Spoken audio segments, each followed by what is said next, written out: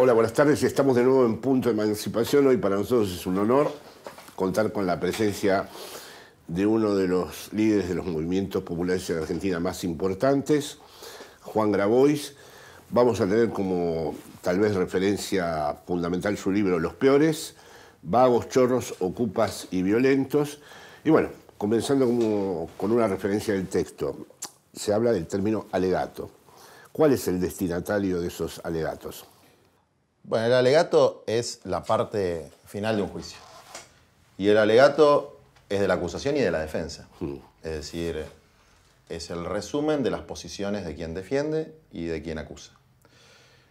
Y nosotros tenemos que, desde la perspectiva del lugar en el que nos coloca la comunicación hegemónica, los principales grupos, partidos y voceros de la centroderecha, de la extrema derecha, pero también a veces del progresismo, y somos de lo peorcito, vamos a decir. Entonces, tratar de refutar con los alegatos algunas de las afirmaciones falsas que nos hacen, porque algunas afirmaciones son reales, ¿no? Y que ahí habrá que dar una pelea sobre si lo que nosotros planteamos es correcto, es bueno para nuestros pueblos o no lo es. Pero después hay muchas acusaciones falsas, de cosas que dicen que somos, pero no lo somos. Entonces, en ese sentido es un alegato defensivo. Y también hay un elemento de autoacusación, que a mí me vino por un libro de Bergoglio, un libro viejo de Bergoglio, que se llama La acusación a sí mismo, que hacía referencia a un sabio de la antigüedad, uno de los padres del cristianismo, el Damasceno, que hablaba de la importancia de la acusación a sí mismo, que después se habrá convertido en el método crítica y autocrítica del marxismo-leninismo, que tiene el riesgo de convertirse en una cosa sadomasoquista, pero que manejado en su medida y armoniosamente es absolutamente necesario. O sea, esto abre una cuestión que me parece muy importante a considerar, ¿no? Tu definición es en el interior del humanismo cristiano, ¿no? Sí. Sin embargo, vamos a decir, en muchos aspectos de tu concepción de lo político, privilegiando por un lado la horizontalidad de los trabajos territoriales y militantes, pero no dejando de lado tampoco las cuestiones de la representación de Estado, estarías más vinculado a lo que se llama actualmente en otras latitudes posmarxismo, es decir, una práctica de construcción de pueblo, ¿no? Entonces mi pregunta es, el humanismo cristiano tuyo, un humanismo cascoteado según el título de este libro, ¿guarda alguna relación con la conferencia del 49 que dio el general en Mendoza, en donde estableció en el interior del justicialismo su doctrina del humanismo cristiano? Ese es por un lado. Y perdón, y ahora hiciste referencia a Francisco. Citás en el libro una homilía en donde Francisco habla de lo que sucede en la cruz. Y me parece que tiene que ver con esto que has dicho de los alegatos. Y según Francisco, lo que sucede en la cruz no es solamente la fragilidad que se expone, sino la mordedura de la serpiente. Sí. Entonces, con respecto a esto también querría preguntarte, ¿esa mordedura tiene un antídoto final o hay que aprender a vivir con esa mordedura? Empiezo por lo primero. Te diría que más que humanismo cristiano, ya un humanismo a secas, porque lo que por lo menos nosotros percibimos en los últimos años es el avance de una narrativa y una práctica deshumanizada, no solamente en las relaciones económicas, sino en las relaciones sociales y culturales. Es decir, despojar de humanidad a ciertos colectivos sociales y ciertas clases y subclases sociales. La exclusión, el proceso de descarte, es parte de ese fenómeno. Es decir, donde no es que estás abajo o arriba, sino que estás directamente afuera. Y ahí la contranarrativa y la contracultura y la contrapolítica es por lo menos de base humanista. Es decir, y humanista en un doble sentido, que es el ser humano y la tierra, ¿no? Porque el concepto viene de humus, que es tierra. Sí. Y Y tiene que ver con la crisis y también con lo que plantea Francisco de que la crisis ambiental y la crisis social son una sola cosa. Y entran en el marco de una dinámica y una lógica en la que el dinero se ha convertido en la centralidad. Y el poder del dinero es un poder que no es humano. Por eso creo que la contradicción principal hoy es entre el humanismo y la deshumanización. Pero ¿tu humanismo le debe algo al humanismo clásico, por ejemplo, de un Jacques Maritain o algo por el estilo, o es una reinvención radical del humanismo? Yo creo que hay una tradición humanista en la que se inscribe, por ejemplo, Marx, digamos. Y esto lo dice también, para seguir con la línea de la ortodoxia católica, lo dice un cardenal alemán muy, muy importante, un teólogo muy importante, que es de apellido Marx, que es crítico, desde luego, sí, de la antropología marxista, pero inscribe a Marx dentro de la tradición humanista, porque en un sustrato, en una dimensión, lo que hay es una preocupación por el destino de la humanidad. De la humanidad, sí, claro. Entonces, ahí, digo, veo que hay posturas deshumanizadas porque llevan a su derivación lógica, es la negación de la humanidad y la negación de precisamente la fragilidad de la tierra, la fragilidad de los demás. En relación a lo de la mordedura de la serpiente, ese concepto a mí me impactó, porque... impactante, sí. Porque la fragilidad es el error. La fragilidad es tener una posición equivocada.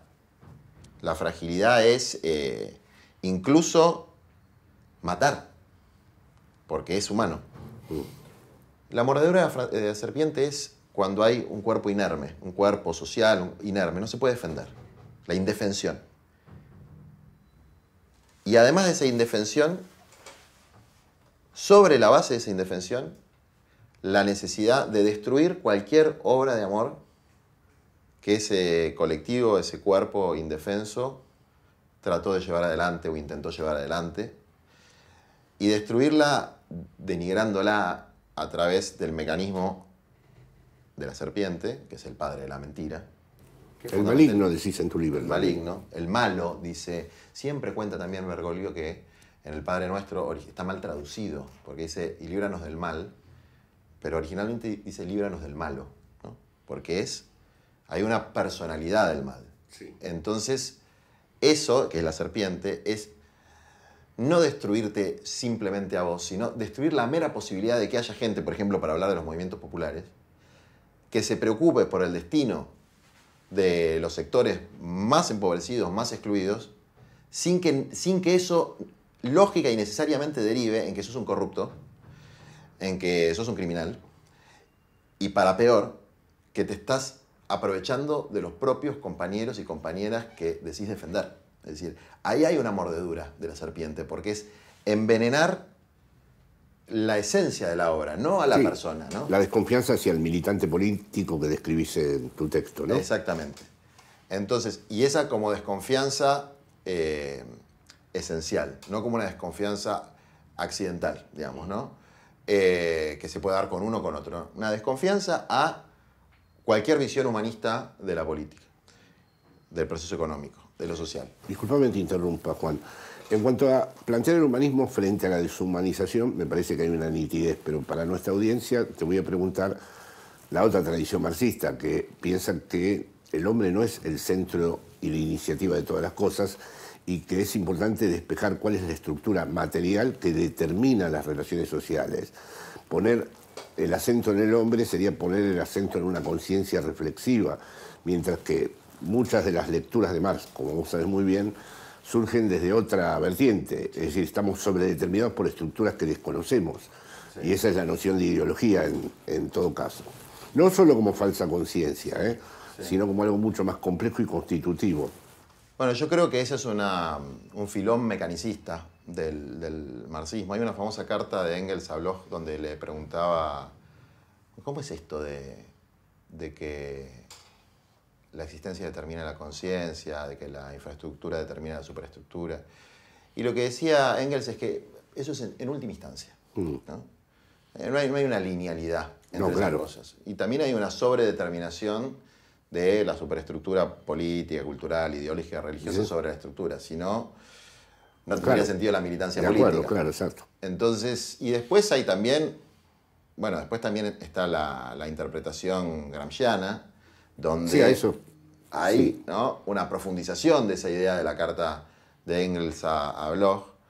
Y yo creo que, desde luego, hay fuerzas colectivas que tienen, por lo menos, un fuerte condicionamiento sobre la acción consciente humana. Pero esas fuerzas colectivas, esas fuerzas sociales, las relaciones de producción, por ejemplo, son relaciones humanas.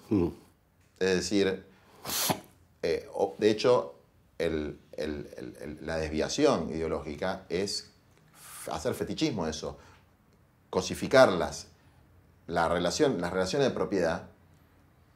Son relaciones humanas, no son relaciones entre una persona y una cosa, como dice, ¿no? el derechos reales, ¿no? Que viene de rea, de cosa. Sí. ¿No? No es relación entre una persona y una cosa, no, es relación entre dos personas. Si yo tengo este mate y digo que es mi propiedad, no es una relación mía con el mate, es una relación mía con vos, que es, si vos me sacás el mate, yo voy a tener un aparato que me defienda de tu acción. Es decir... Pero no excede lo humano, es decir, para ir a tu propia lógica, si la teoría del valor y la extracción de la plusvalía fuera nada más que una relación humana, ¿por qué habría tal grado de deshumanización? Si ha habido efectivamente como resultado una deshumanización tan intensa, es que tiene que haber algo que excede a lo humano en la misma lógica del capital. Yo creo que la deshumanización también es una derivación del humano, ¿no? O sea, es como dice la canción de Silvio Rodríguez, el mono es el padre del hombre del año 2000. No, el hombre es el padre del mono del año 2000, ¿no? Y también, para llevarlo también a un plano más metafísico, el dinero, o el capital, hoy es un ídolo, es un falso dios. Es decir, al que se le rinde culto, se le rinde tributo, por el cual se sacrifican como Moloch a los hijos del pueblo. Entonces, ahí hay una lógica que está centrada en este proceso de degradación y deshumanización como producto, vamos a decir, de una herejía, que es la idolatría, ¿no? La idolatría de un falso dios. Obviamente, estamos utilizando terminología teológico-marxista. Muy bien, es tu construcción. Pero si lo llevamos a la práctica política, ¿quién gobierna el destino?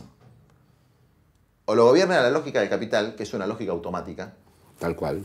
Que es, o sea, el otro día pasó un episodio, anteayer pasó un episodio en la calle con un ministro que le pegaron y qué sé yo. Entonces empiezan las teorías de conspiración. Las conspiraciones existen, no me cabe la menor duda.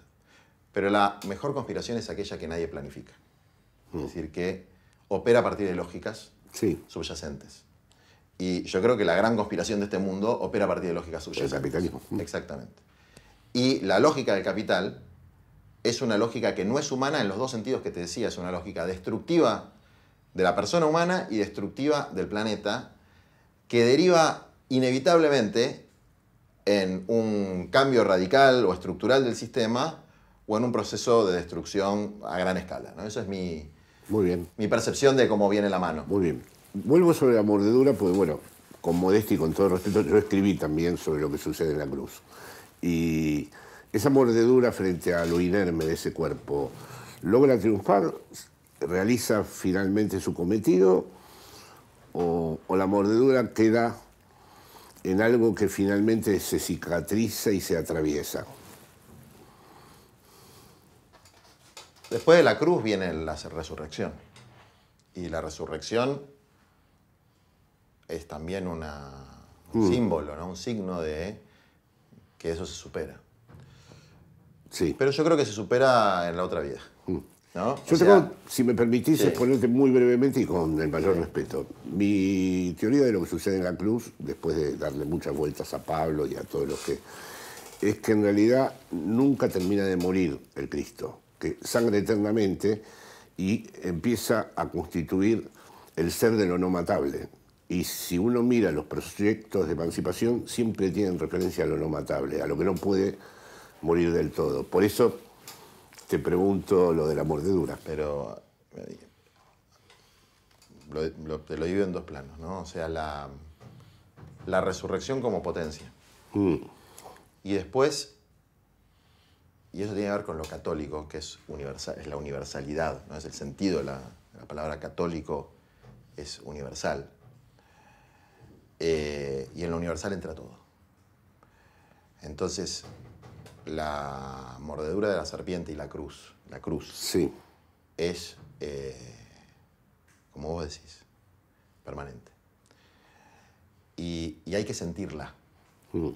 Hay que siento la cruz, vivo y siento la cruz. Y en eso es como la unidad de los contrarios. Es decir, las contradicciones no se resuelven nunca, se pueden sintetizar y después va a aparecer una nueva contradicción. Y entonces la respuesta a tu pregunta es, hay que luchar contra la mordedura, hay que luchar contra el veneno, no contra la cruz, contra el veneno. Contra el veneno, claro. Hay que luchar contra el veneno, pero lo tenés. Ahí me voy a permitir también hacer referencia a los europeos. Benjamin, desde otra tradición, habla del rayo mesiánico, como también un rayo redentor, como una salvación que los olvidados, vuelvo a la lógica de los peores, los excluidos van a intervenir en el destino histórico, ¿no? Y ahí también tendríamos un caso en donde lo político y lo teológico se conjugan, ¿no? Pero no formando parte del universal católico. Bueno, hay dos, claro, hay dos elementos ahí que me puedo, digamos, permitir traer. Uno está en las bienaventuranzas cuando no solamente los pobres, de ellos es el reino de los cielos, sino los pacientes, que es los que padecen, poseerán la tierra, dice, la tierra. No el cielo, la tierra. Y con todo lo que eso implica, en términos de relaciones de propiedad también. Y el Papa Francisco dijo en uno de sus discursos a los movimientos populares, donde la consigna es tierra, techo y trabajo y elementos vinculados a lo más esencial que necesita un ser humano para poder desarrollar su humanidad. Pero él dice algo fuerte, que es en las manos de los más humildes, en su capacidad organizativa, no solamente está su propio destino, está el destino de la humanidad. Y desde luego eso empalma con todas las tradiciones que plantean de una manera o de otra el conflicto de clases, la lucha de clases, el conflicto pueblo-antipueblo. Es decir, de distinta manera, con distintos enfoques. ¿Por qué razón la tuya ha sido elegir esta? Es decir, ¿por qué ninguna de estas otras que has nombrado ahora muy bien no te han verdaderamente convocado y al final es a través de los pobres? Porque hay como una suerte de teología de la salvación a través de los pobres en tu mirada, ¿no? Yo creo que por una razón más de mi experiencia de vida que un razonamiento a priori, porque mi encuentro con los descartados fue un encuentro casual, vamos a decir, o del destino. Es decir, como nos pasó a un montón de militantes, pibes, pibas, con la crisis de 2001-2002 y lo de los cartoneros, que además de una realidad que todavía subsiste en muchos lugares del mundo, es de un simbolismo tremendo. Pero en mi vida, ¿qué pasó? Yo vivía en un lugar y abajo de donde vivía yo bajaba un par de pisos en el ascensor, salía y había pibes de mi edad, niños, gente más grande, en un camión destartalado juntando cartones, y todos los viernes venía un señor en un patrullero a sacarles lo poquito que juntaban, que era la coima para poder laburar. Entonces fue ese encuentro lo que a mí me llevó a la militancia y a esto que lo utilizan como una categoría despectiva, que es el pobrismo. Y a mí no me molesta tanto, digamos, ¿no? Porque creo que primero es donde hay que poner la la energía política. Y por una cuestión ontológica, y táctica, estratégica, y además desde donde está mi corazón, digamos, ¿no? Claro. Que ahí está la base de todo.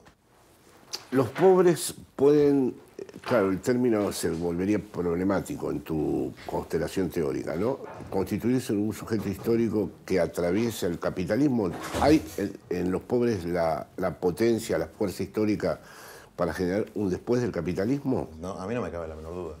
Y como todo, también, no quiero mezclar tanto la teología con el marxismo porque es algo que no me gusta en general. O sea, que los quiero mantener separados. Pero hay elementos prefigurativos, ¿no? El reino, que vendría a ser como la aspiración. El cristiano tiene que construir el reino. Tiene que anticipar el reino. Que es la plenitud de la justicia. Los pobres anticipan en sus formas organizativas eso, de manera semi-artesanal, y en algunos casos no tanto. Y después está la teoría del doble poder, ¿no? La teoría del Estado y la Revolución, la teoría del doble poder, que es cuando los sectores populares, los trabajadores, que eran los pobres de aquel momento, sí. Porque eso es algo que ahora uno dice pobre, y entonces ¿qué imagen te viene? La del cartonero, la de la villa, Sí, etc. Pero la verdad es que pobres hoy, y lo veníamos hablando con otros compañeros, al igual que hace 100 años, incluso son gente que trabaja dentro del sistema formal, digamos. En la Argentina, bueno, es escandaloso, ¿no? El salario mínimo no es de pobreza, es de indigencia. Salario mínimo de trabajador registrado, asalariado, bajo patrón. Sí. No de la informalidad, la precariedad, no. La ley permite que haya gente que trabaje 8 horas y gane menos de lo que necesita para alimentar a una familia. Eso es una regresión histórica tremenda. Pero más allá de eso, digo que los pobres es un colectivo más amplio de los que se autoperciben pobres. Hay fundamentalmente en la fracción descartada del mercado laboral de los pobres, hay experiencias de comunidad, hay experiencias de cierta socialización que prefiguran. Y que también tiene un elemento que ahonda, si se quiere, en la agresión que nos hacen de pobristas, que es la pobreza como virtud, que es algo que prácticamente, aunque está en la esencia del cristianismo, no hay un católico que te la banque. Es decir, la pobreza, si se quiere usar otra palabra, la simplicidad de vida, es una virtud. Y esa virtud es una necesidad hoy porque los patrones de consumo, a los que acceden pocos, pero no tan pocos, vamos a decir, el 20% superior de la humanidad, el 30% en el caso argentino, no son sostenibles de la perspectiva ambiental. No son sostenibles. Es decir, esos niveles de consumo no son sostenibles. Entonces, efectivamente, hay que plantear que hay que reducir. Y reducir implica una simplificación, implica un empobrecimiento de determinados sectores que acceden a este nivel de consumo. Entonces, bueno, hay un poco de pobrismo en eso. Pero eso es nivelar para abajo. No es nivelar para abajo. Hay algunos que sí tienen que abajarse y otros que tienen que elevarse, ¿no? Entonces, sí hay una cierta nivelación. Ese reino prefigurado y proyectado desde los pobres, que podría llevarnos a un después del capitalismo, permanece innombrado, ¿no? Sí, dos reflexiones en relación a eso. Primero, desde luego, no tiene nombre, está innombrado. Ni comunismo, ni socialismo. En algún momento lo fue, y eso ya tiene una carga, no solamente por la propaganda de guerra capitalista, sino por las propias claudicaciones de quienes se autopercibían, se autodenominaban o desarrollaron eso. Que las hay, y son graves. No por las personas, porque por ahí había una antropología detrás de eso que no era tampoco humana, ¿no? Entonces sí hay algo innombrado que no le encontramos el nombre. El buen vivir, hablan algunos, ¿no? Una vida buena, que no es lo mismo que una buena vida. Bueno, eso. pero no le encontramos el nombre. La verdad es que no se lo encontramos. Y después también que sea un sistema, un gobierno de plena justicia, de plena libertad, no se realiza completamente en este mundo. Eso es parte también de la diferenciación con, si siquiera, tomar el cielo por asalto. Bueno, no se baja el cielo de la tierra a partir de la acción humana. Pero por eso la contradicción es permanente. Por eso la fragilidad es permanente. Es permanente, sí. Por eso la injusticia no va a desaparecer de este mundo, pero sí se puede cambiar un sistema idolátrico del dinero por un sistema donde en el centro esté la mujer, el hombre, la naturaleza, y se debe cambiar, ¿no? Bueno, entonces, con esto que me parece muy importante, aprovecho para preguntarte lo siguiente. En mi generación estaba vigente en todos los aspectos la palabra revolución. Y por lo tanto, como la revolución tenía un sentido teleológico de la historia, un sentido finalístico, es decir, la burguesía la podía demorar, podía detener, pero la marcha ineluctable hacia ese lugar se iba a cumplir. Por lo tanto, inevitablemente, para acompañar esta idea, se produjo lo que podríamos llamar, con todo respeto, una lógica sacrificial. No había otro remedio que entregarse plenamente a esa idea, costara lo que costara, porque la idea era una idea de futuro que hacía que la vida del presente ya no tuviera el mismo valor. Era, si uno moría, iba a ser reemplazado por otro para que esa historia se cumpla. Ahora, con lo que estás diciendo, en la medida en que nunca en la Tierra se va a cumplir del todo la justicia, ¿qué revisión entonces merece esta lógica sacrificial? Yo creo que merece una revisión y una reivindicación. Las dos cosas. Las dos cosas. Primero, yo creo que un movimiento político de transformación no puede no ser revolucionario. Porque una revolución es cambiar el eje de rotación de un sistema. Y el eje de rotación de este sistema está centrado en el capital y eso hay que modificarlo y es un cambio revolucionario. Y creo que eso requiere enormes sacrificios por parte de los pueblos, pero también de los que buscamos catalizar esos cambios, ¿no? Enormes renunciamientos a las mieles del sistema y las mieles del poder. Estoy absolutamente convencido que hay algo de eso que hay que reivindicar, que es no tanto, si se quiere, la idea de la justificación de quitarle la vida al otro, pero sí la de dar la propia, ¿no? O sea, pero así lo decían los grupos de aquel entonces. Estar dispuesto a dar la vida. No queremos matar, estamos dispuestos a morir. Bueno. Eso decían las organizaciones. Sí, eso también está en el Evangelio, ¿no? No hay mayor amor que dar la vida por un amigo. Es decir, bueno, hay algo cristianucci también en el sustrato de movimientos revolucionarios latinoamericanos, sobre todo eso es innegable. Pero a mí no deja de provocarme una Pero admiración. no podría haber renunciamientos muy estrictos e importantes sin tener que poner la vida en juego.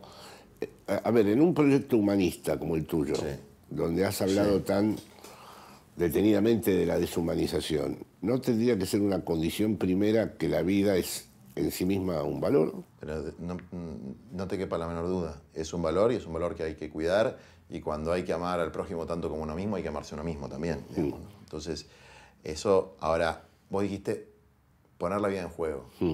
No hay otra. En juego la tenés que poner. La tenés que cuidar, pero la tenés que poner. Es decir, el riesgo está, digamos, y el riesgo, con el riesgo es difícil especular y calcular. Después hay una cuestión de responsabilidad individual de cada uno y fundamentalmente de los dirigentes de proteger la vida de sus compañeros y compañeras con el máximo nivel de responsabilidad posible, pero sabiendo que inevitablemente, y eso que nosotros por lo menos planteamos la resistencia no violenta, yo descarto cualquier mecanismo de lucha armada, inevitablemente el cuerpo lo pones, lo tenés que poner. No, claro, eso es así. Bueno, habría muchas preguntas, pero para finalizar te voy a preguntar dos cuestiones que me parecen importantes de tu texto. Que hables un poco de la desconfianza metodológica, es decir, tu relación de semi-exclusión con la política, vamos a decir.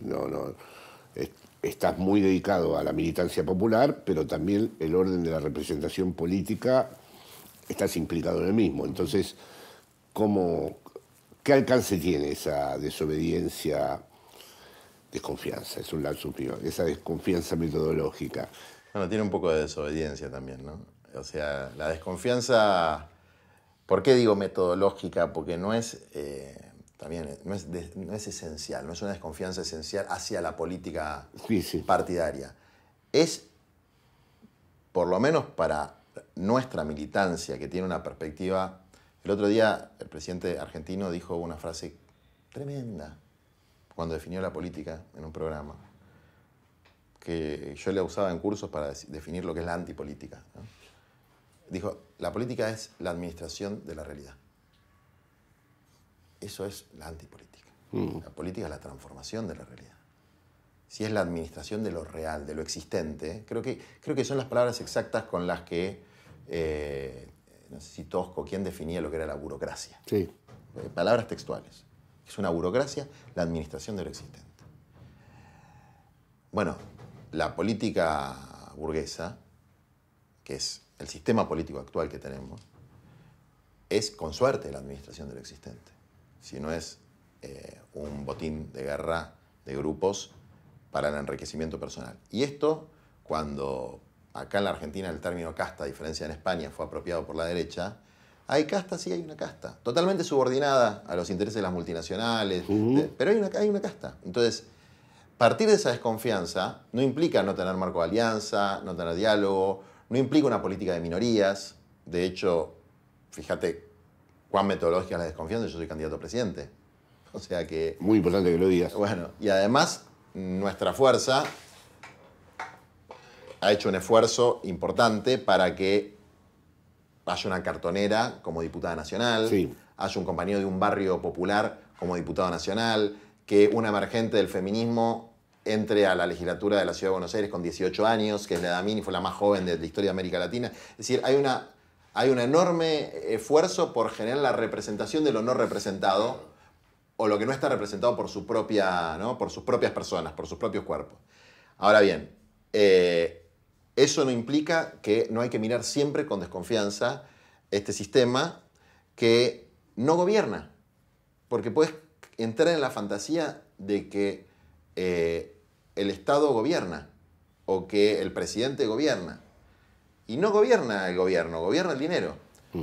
Lo que tiene que hacer un gobierno popular es enfrentar ese poder, construir un contrapoder, y eso se hace a través, desde luego, de la representación política, de la organización popular de masas y de la planificación, que no es ni más ni menos que tener una secuencia de acciones que vos podés compartir y socializar con la gente, que no sean meros eslóganes, y que decís, bueno, ¿cuántas viviendas vas a construir? ¿Cuántas escuelas vas a arreglar? Eso hoy, fíjate que antes un poco la crítica a los políticos es prometen y no cumplen. Ahora ni siquiera prometen. Una promesa es algo importante, pones tu palabra y si vos prometés, ¿cuál es mi promesa electoral? Yo ahora quiero reivindicar el valor de la promesa. Que cada familia puede tener un lote para construir su vivienda. Y que en 4 años por lo menos podemos hacer entre 250.000 y 500.000. Sí. Eso es una promesa. Eso es algo que, si no lo cumplo, estoy faltando a mi palabra. Y que yo estoy convencido que lo puedo cumplir. Me lo pongo en primera persona, desde luego, en el marco de un proceso colectivo. Y que por lo menos voy a dejar todo para que eso pase y que me van a tener que voltear antes de que eso no pase, digamos, ¿no? Muy bien. Bueno, eso. El concepto de planificación integral de la existencia que aparece entre tus propuestas, ¿eso qué implica? Porque el término planificación integral es un término fuerte. Yo no sé si uso ese término de la existencia. ¿De la vida? No, yo creo que El Estado como planificación No, creo que hablo de desarrollo humano integral. Eso. Pero no creo que eso sea un rol del Estado. Digamos. Yo creo que la planificación desde el Estado tiene que ver con determinados aspectos de la vida. Es decir, lo estadocéntrico a mí no me gusta, y mucho menos en un Estado de estas características, ¿no? O sea, a ver, que el Estado te va a salvar, yo no estoy de acuerdo con eso. O sea, no te va a salvar el mercado, seguro. Y el Estado tampoco te va a salvar del todo, porque si no, la organización popular no existe. Claro. Entonces, y aparte es hasta gorila, te diría. Porque la doctrina peronista es la doctrina de la comunidad organizada. No es la doctrina del Estado que hace todo, digamos. Es la doctrina de la comunidad organizada, del movimiento obrero, de las organizaciones libres del pueblo. Cuando vos descartás esos valores, no te queda la doctrina peronista, te queda una suerte de keynesianismo mágico, claro, digamos, ¿no? Entonces, ¿y vos te reconoces en la doctrina peronista de la comunidad organizada? Como una influencia muy fuerte dentro de nuestra militancia, no excluyente, y además una doctrina, a diferencia de un dogma, es algo que cambia. Entonces hay que hacer la actualización teórica y doctrinaria, ¿no? Inevitable, porque la doctrina peronista estaba muy asociada a un momento del pleno empleo, aunque en la Constitución del 49, previendo la posibilidad de que no existiera el pleno empleo, era inconstitucional el desempleo. Hay un artículo de la Constitución del 49 sí, que decía todo aquel que no pueda procurarse un trabajo por sus medios ni en el mercado, el Estado tiene la obligación de dárselo. Era, como decimos los abogados, era una cláusula, no era enunciativa, era programática, ejecutiva, había que cumplirlo, no se podía no cumplir, era inconstitucional. Entonces, igual cuando yo planteo el tema de la planificación, es básicamente tierra, techo, trabajo, salud, educación y cuidado de la naturaleza y desde luego una actitud soberana a los recursos estratégicos. Todo eso no se puede hacer por mera enunciación. ¿Qué quiere decir tierra, techo y trabajo? Bueno, quiere decir cuántas viviendas o lotes familiares se van a construir, dónde, cuánto vale, cómo, en qué plazos. Lo mismo con lo que nosotros llamamos la reforma agraria, porque es una reforma agraria. ¿Qué quiere decir eso? Bueno, de mínima que los productores de frutas, hortalizas, que en la Argentina viven como esclavos, pagando arriendos absolutamente ridículos. La ley de arrendamiento de Perón te daba 7 años de arrendamiento, la de Onganía 5, la de Videla 3, ¿no? Fueron como las leyes que fueron cambiando, sigue la de Videla vigente, arrendamientos rurales, y ni siquiera se cumple. Los contratos se hacen por un año. Y no te dejan construir tu casa. En la ley de Perón decía que el dueño te tenía que dejar una casita linda para vivir, si vos eras arrendatario. Entonces, que 50.000 productores, pequeños productores hortícolas, frutohortícolas, para hablar de un solo sector, tengan acceso o a la tierra propia o a una tierra pública con una cesión de uso, o por lo menos un arrendamiento digno, bueno, eso es una reforma grande en la vida de un montón de gente. Que las comunidades de pueblos originarios, que son 1.500 en la Argentina, no son tantas, tengan la propiedad comunitaria de su tierra, como dice la ley y no se cumple, bueno, implica una planificación. Hay que hacer los relevamientos, que está la ley es del 2006, estamos en el 2022, no está hecha la mitad de los relevamientos territoriales, que es marcar en un mapa, o sea, no es hacer un reactor nuclear, marcar en un mapa cuál es el territorio y darle ni siquiera la propiedad, el reconocimiento de la posesión actual, pacífica e interrumpida. Bueno, todo eso vos tenés que tener una planificación que diga cuándo, cómo, dónde lo vas a hacer y equipos de trabajo que tengan la misión de hacerlo, ¿no? Que tengan la perspectiva de que eso es una misión y que un cuadro político se define de muchas formas, pero una definición que a mí me gusta es alguien que vos le das una misión y la cumple. Este va a ser el proyecto del presidente, ¿no? Este va a ser las promesas del presidente. Yo voy a garantizar un lote para cada familia, la tierra para el que la trabaja y la posibilidad de tener un trabajo mínimo garantizado, por lo menos de media jornada, remunerado para todo aquel que no se lo pueda procurar por sus propios medios. Juan Caraboy, muchísimas gracias. A vos.